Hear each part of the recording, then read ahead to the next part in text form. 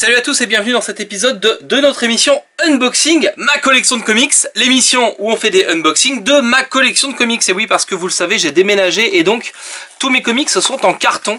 Et donc on va les déballer ensemble afin que je puisse vous permettre de jeter un œil sur ma collection et de vous parler de ces comics que j'aime tant, puisque c'est des comics que j'ai gardés au fur et à mesure de mes déménagements.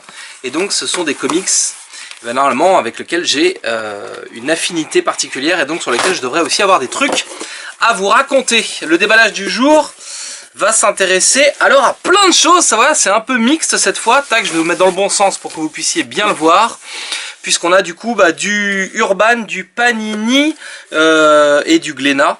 Par contre on va commencer par Velvet. Voilà, c'est les deux tranches, les deux dos d'ailleurs. Ça c'est le dos des bouquins, ça c'est la tranche. Donc les deux dos blancs de ces bouquins, c'est donc Velvet, la série qui sort chez Delcourt de Ed Brubaker et Steve Epting. On a donc le tome 1 et le tome 2 de cette série. Le tome 3 vient de sortir et il doit être ailleurs en fait, dans un autre carton. Il vient de sortir au moment où j'enregistre évidemment. Qu'est-ce que c'est que Velvet? Eh bien en fait Velvet c'est une sorte de James Bond au féminin dans les années 70. L'héroïne n'est pas une petite gonzesse hyper mignonne, hyper sexy comme on voit dans les comics. C'est une secrétaire quinquagénaire qui a une sexualité, qui a des amants, enfin c'est l'anti-James Bond en fait. Et ça nous donne tout ça une super BD d'espionnage. Ce qui se passe c'est qu'elle est secrétaire d'une agence d'espions, que un de ses ex, qui est un espion, a été assassiné et que eh bien, elle se retrouve un peu dans cette... comment dire, accusée voilà, à tort d'avoir tué ce type. Donc elle va devoir s'enfuir, elle va devoir prendre le maquis, tomber dans la clandestinité et prouver son innocence. Et franchement, Velvet, c'est un super titre. C'est d'abord une super BD d'espionnage hyper bien foutue. C'est gratté par Steve Epting qui est là... au top de sa forme, comme disent nos amis youtubeurs. Et puis à côté de ça, c'est presque un titre féministe parce que le personnage est hyper intéressant, parce que voilà, c'est une femme de 50 ans qui est pas forcément la bimbo hyper jolie qu'on voit d'habitude dans les comics, et malgré tout, eh bien on prouve qu'on peut faire une BD intéressante avec un personnage comme celui-là. Et franchement, c'est une réussite, que ce soit sur les plans sociaux, en termes d'histoire, de narration, de graphisme. Voilà, ça s'appelle Velvet, c'est complet en 3 tomes et donc ça sort chez Delcourt. Et donc vous l'aurez compris, bah, c'est un peu de la bombe quoi. Parmi les tomes là qu'on a dans ce carton, les deux gros volumes sont consacrés à Hellblazer. On a le Brian Azzarello présente Hellblazer volume 1, que j'aime tout particulièrement, avec un John Constantine qui va être confronté un peu à l'Amérique sombre, un peu redneck. Bon, ça commence en prison avec des épisodes signés Richard Corben, qui est un artiste de légende, Richard Corben.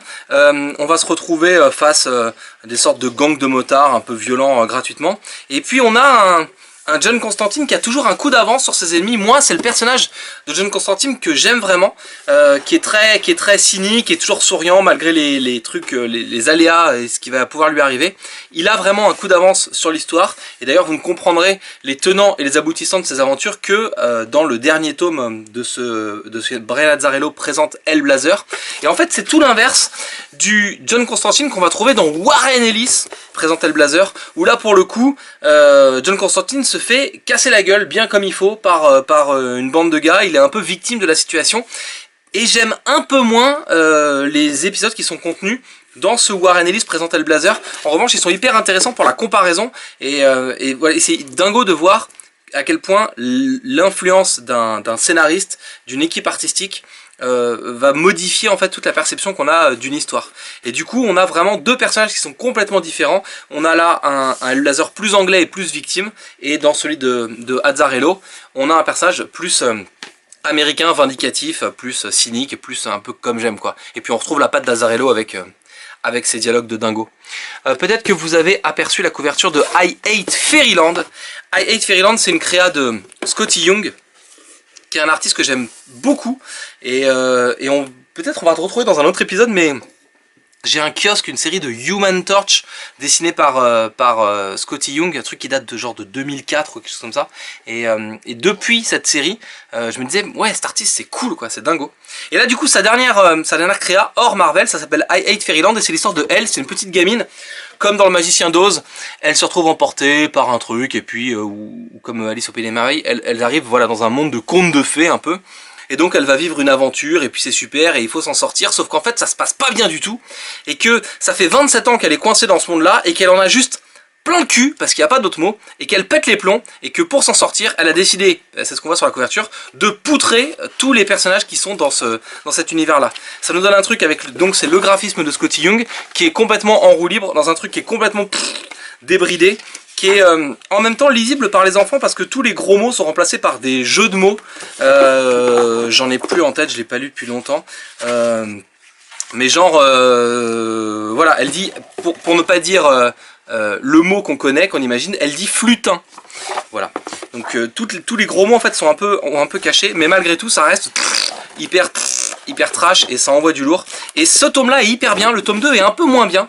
Du coup ce tome là pourrait presque se suffire à lui-même. J'attends de voir le 3 pour vraiment me faire une idée de ce que ça peut donner. Mais I Hate Fairyland c'est vraiment formidable et ne l'offrez pas à des enfants de moins de 5 ans et demi. Dans ce carton, en fait, c'est vraiment les indies là de Urban. On a aussi Homeland Directive. Et Homeland Directive, c'est hyper intéressant. En fait, ça parle d'un complot pharmaceutique qui va libérer une maladie. En fait, enfin, bref, il y a tout un complot autour de médicaments.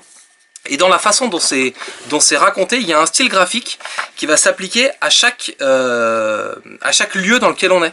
Puisqu'on va suivre plusieurs éléments en parallèle. Je vais pas être hyper précis sur ce titre parce que je l'ai pas lu depuis 2 ans ce bouquin.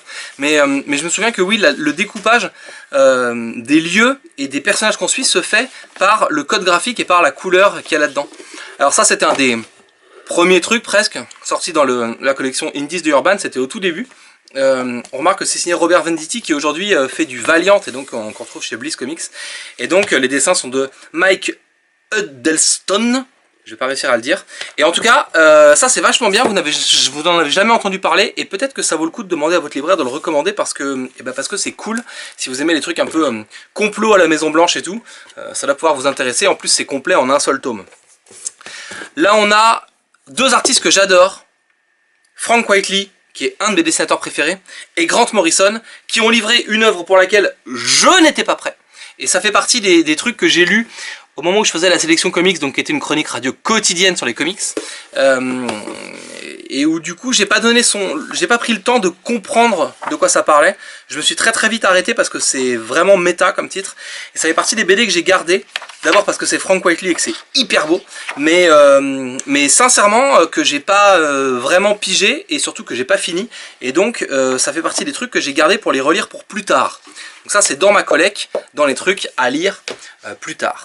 Également j'ai goûté DMZ de Brian Wood, qui était une série super vendue, donc où il y a une zone démilitarisée au milieu de New York et tout. Et là pour le coup DMZ, j'ai beaucoup été hypé, je l'ai acheté juste avant le déménagement je crois.